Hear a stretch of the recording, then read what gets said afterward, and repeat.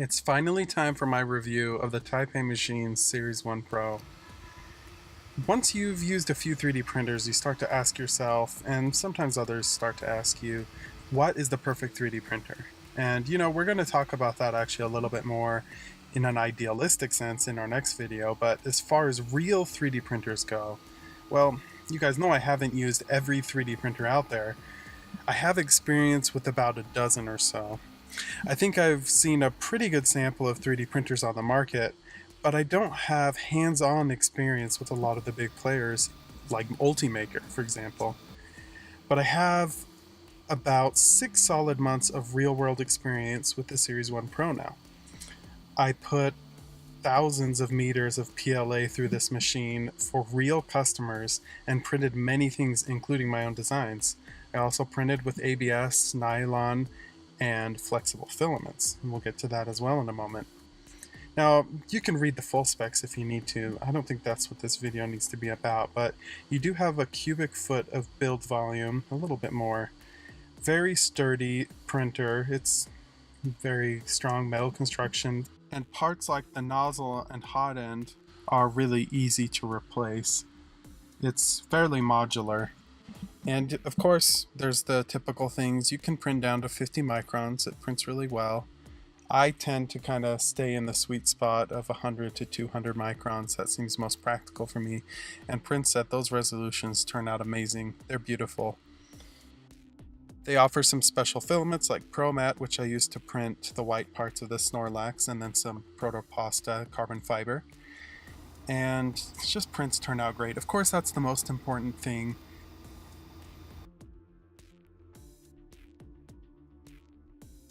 Definitely one of the things I was most impressed with is how well it handles flexible filaments.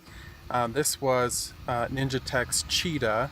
I also did plenty of Ninja Flex because I have a lot of that still, and I even tried some other flexible filaments and had great results. Here, this is actually a look at the web interface, which will look familiar to Octoprint users. It uses a BeagleBone Black inside the machine that runs the Octoprint server, which you can then access from your local network. And here's really where we get into the things that I don't like as much. I don't mind the Octoprint thing, it works well, and it is a convenience being able to send prints wirelessly to your printer.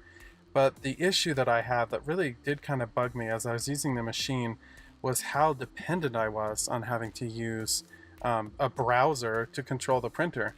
So I can get something started just fine that way, but sometimes I'm working on another machine and doing some other things, or just in my house nearby as the printer prints, and all of a sudden there's an issue, and my natural instinct is to run to the printer, and the only option I have is to power it down. I can't just pause it. I don't have those options that I've come to appreciate that I can do right from an LCD. And then my least favorite part, which is using Cura, which is the software that they use for the 3D printer.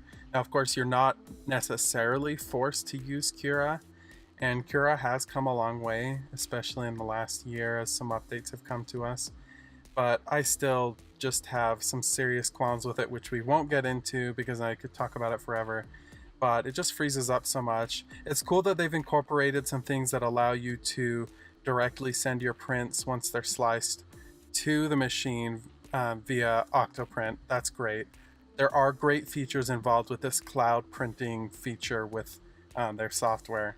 I don't recommend they get rid of any of these features. I think they're a good thing to have, especially for a 3D printer in this price range.